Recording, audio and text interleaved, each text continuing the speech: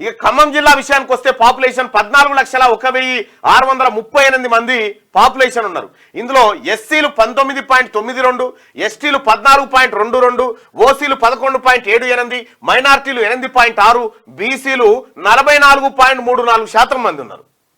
Population of OC ఎంత అంటే 1,65,164 మంది ఓసీలు ఉంటే పాపులేషన్ ఆఫ్ బీసీ 6,21,612 మంది బీసీలు ఉన్నారు. ఈ 1,65,164 మందికి ఏమో 2 సీట్లు వచ్చినాయి. 6,21,612 మంది ఉన్న మందికేమో గుండు 0. ఇది out of 5 assembly constituencies OCs 2, ఎస్సీస్ 2, ఎస్టీ 1, బీసీ 0. 6,21,612 పాపులేషన్ ఉన్నటువంటి బీసీలకు ఖమ్మం జిల్లాలో 0, ఒక్క సీటు కూడా లేదు.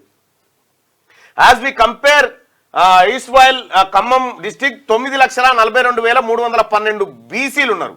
మొత్తం ఉమ్మడి ఖమ్మం జిల్లాలో 9,42,000 మంది బీసీలు ఉంటే ఒక్క ఎమ్మెల్యే కూడా బీసీ ఎమ్మెల్యే లేడు, 0. అదే మొత్తం ఖమ్మం జిల్లాలో 2,97,000 మంది ఓసీలు ఉంటే 3 సీట్లు వాళ్ళకు. సీటు కూడా ఇవ్వలే, కనీసం గెలవడం పక్కకు పెడితే సీటు కూడా ఇవ్వలేదు. ఎందుకు ఇస్తే ఆ పార్టీలు, ఏ పార్టీ అయినా కూడా అవి బీసీల పార్టీలు కాదు కదా, వాళ్ళ కోసం పెట్టుకున్న పార్టీలు కాబట్టి మీకు మనం పార్టీ గుర్తుల కోటేస్తాం కదా, పార్టీ గుర్తుల కోటేస్తాం కాబట్టి మనం ఇట్లుంటది అన్నట్టు కథ. ఇది ఖమ్మం జిల్లాకు సంబంధించినటువంటి ముఖ చిత్రం. ఇక చాలా మంది మిత్రులు అన్న మా గురించి చెప్పు అని చెప్పని అంటా ఉన్నారు చాలా మంది. సో ఒక్కసారి వాళ్ళ గురించి వీళ్ళ గురించి ఒకసారి మాట్లాడుకుందాం సోదరులారా. సపోజ్ తెలంగాణ రాష్ట్రంలో అందరి గురించి మాట్లాడదాం, ఒక్కొక్క కాస్ట్ గురించి అందరి గురించి మాట్లాడదాం. ఒక క్లియర్ విషయం ఏంటంటే భారతదేశానికి స్వతంత్రం వచ్చిన తర్వాత 1947 ఆగస్టు 15 నుంచి ఎన్నికలు జరిగిన 52 నుంచి ఈ రోజు వరకు 2024 వరకు 1947 నుంచి 2024 వరకు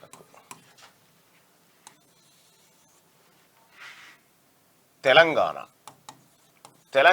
ప్రాంతం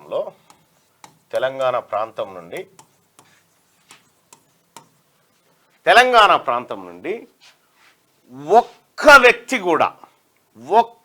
కూడా ఎందులో నాయి బ్రాహ్మణులు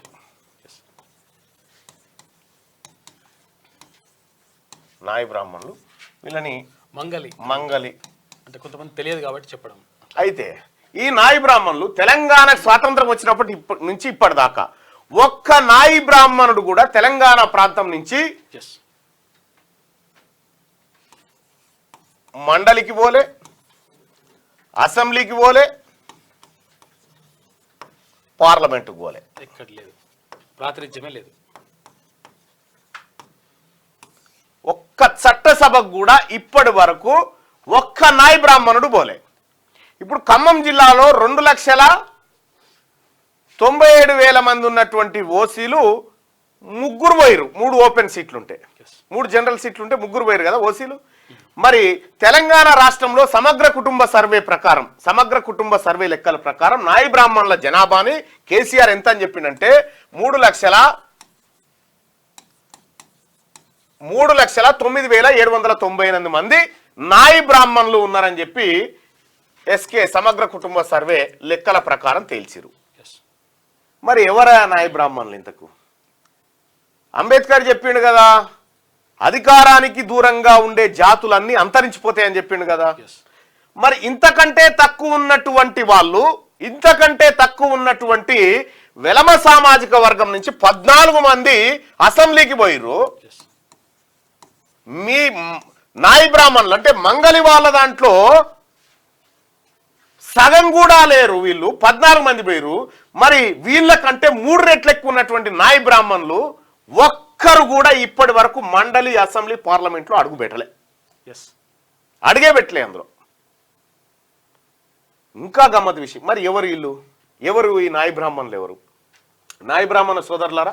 ఎవరైనా ఈ లైవ్ చూస్తూ ఉంటే మీ నాయి బ్రాహ్మణ గ్రూప్లో షేర్ చేయండి. నేను చెప్పి చాలా కీలకమైనటువంటి అంశం. మీ దోస్తులు ఎవరైనా నాయి బ్రాహ్మణ సోదరులు ఉంటే, మంగలి సోదరులు ఎవరైనా మీ దోస్తులు ఉంటే వాళ్ళకి వీడియో షేర్ చేయండి. మీరు ఈ వీడియో కూడా జర కొద్దిగా కీలకమైనటువంటి అంశమే. ఈ వీడియోని ఇగో ఇట్లా షేర్ అనుకోటికి మీ వాట్సాప్ గ్రూప్లలో ఎవరైతే మీ సోదరులు ఉంటారో వాళ్ళకు షేర్ చేయండి. ఎందుకంటే విశ్వకర్మల గురించి కూడా చెప్తా బాయ్ సాబ్, రుణమాఫీ గురించి అన్ని మాట్లాడతా బాయ్ సాబ్, కానీ ఒక్కసారి అన్ని కుదిరాయి కదా, ఒక్కొక్కటి మాట్లాడదాం. రైట్. ఇక్కడ నాయి బ్రాహ్మణులు ఎవరంటే, నాయి బ్రాహ్మణుల సోదరులారా, మనం ఈడ ఓట్లు మా నాయి బ్రాహ్మణ సంఘానికి ఏమి ఇస్తాం, ఈసారి మాకు ఇల్లు కట్టిస్తారా, మా ఏది కమ్యూనిటీ హాల్ కట్టిస్తారా అని అడుగుతురు కదా. మీరు గుర్తుపెట్టుకోండి నాయి బ్రాహ్మణ సోదరులారా, మీరెవరో చెప్తా ఉన్నా. క్రీస్తు పూర్వం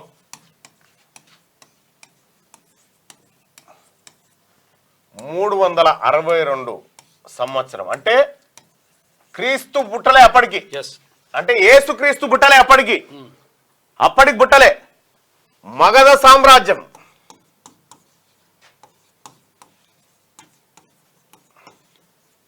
మగధ సామ్రాజ్యాన్ని పరిపాలించినటువంటి మొట్టమొదటి చక్రవర్తి,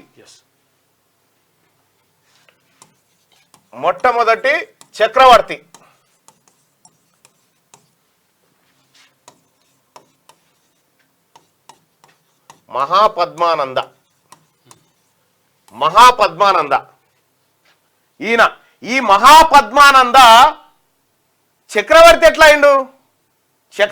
అయిందంటే, ఈ మహాపద్మానంద అప్పుడు శిశునాగులు పరిపాలిస్తున్నటువంటి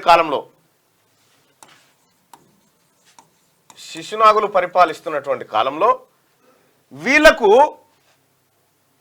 ఏది వైద్యపరమైనది, క్షవరపరమైనటువంటి సపర్యాలు చేయడానికి ఈ రాజుల దగ్గర ఈయన ఉండేది.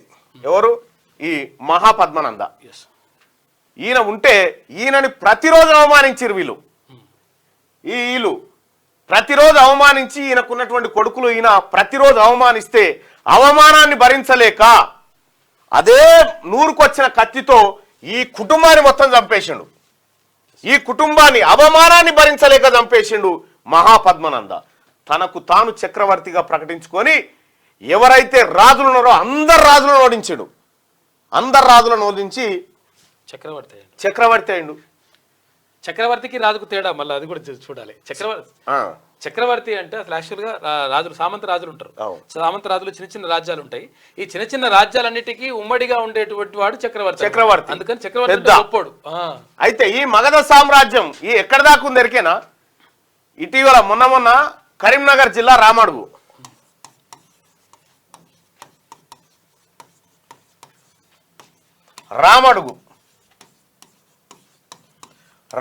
కరీంనగర్ జిల్లా రామడుగు కాడ ఇటీవల కాలంలో ఒక బయటపడ్డది. ఏది?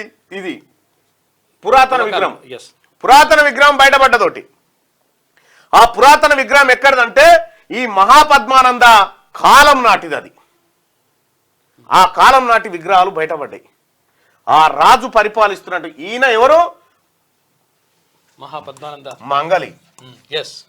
ఒక మంగలి బిడ్డ అవమానాన్ని భరించలేక ఇలా కుత్తుకలు కోసి చక్రవర్తి అయిండు, కేవలం అవమానించినందుకు. ఈ మహాపద్మానంద ఎంత సంపన్నుడో తెలుసా? 1,00,000 కోట్ల కిలోలు, 1,00,000 కోట్ల కిలోల బంగారం ఈయన దగ్గర ఉండే. ఈ బంగారాన్ని గంగా నది అంతర్భాగాన దాచిపెట్టిండు అనేది చరిత్ర చెప్తున్నటువంటి మాట.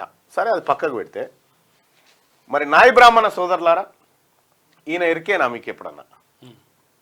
ఈ మహాపద్మానంద మీకు ఎరికేనా? మీ చరిత్ర మీకు తెలుసా? నాయి బ్రాహ్మణ సోదరులు ఎవరన్నా చూస్తా ఉంటే, ఎవరన్నా ఉంటే ఇక పెన్షన్ల కాడ ఉన్నాం మనం. క్యూ న్యూస్ ఛానల్లో పనిచేయటకు అనుభవం గల సీనియర్ వీడియో ఎడిటర్స్ కావాలను సంప్రదించవలసిన నెంబర్ 8688926084. qnewsads@gmail.com ను సంప్రదించండి. లైక్ చేయండి.